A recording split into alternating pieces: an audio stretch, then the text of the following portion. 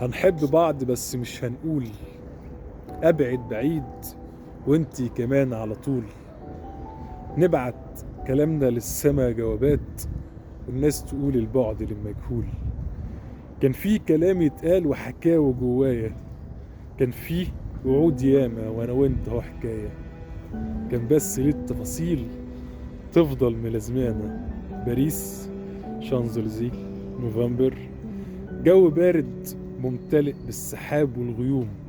شارع طويل مليان بناس مش زينا، شهدوا وأمنوا بحبنا لحظة ما شافوا ضحكنا. زي الإضاءة في بلاد النور البعيدة، شاب عربي ينظر لنا ويقول ياه ياه، الحب لو مقسوم كان مين هيبقى زينا.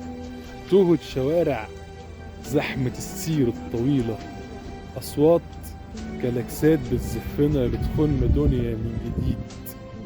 استقبلونا بنظرة مليانة بأمل، مطعم وحانة في الجوار، بونسوار مسيو دام، ورمينا نظرة على قدام. الورد طالل في المكان وحبيبتي ورد مفتحة. الكل شافنا مبسوطين وايدينا لسه مشبكة. معطف حبيبتي لونه لون نور السما وقت الشروق، والروج غريب كل لحظة بيبتسم ويترسم وقت الشروق. وكأنها في أول لقاء مع حد مستني سنين. ياه يا عالدفا ويا عالحنين، وبقول بحبك وتقول أمين.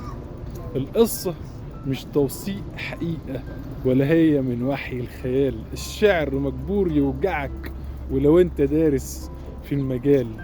الحب كلمة والجرح فعل، والقلب هش بيتكسر من الهوى وخيبة الأمال. شاعر وتايه بين ضلوع كل البنات، وكأنه قاصد يعتبر يوصل لعلة.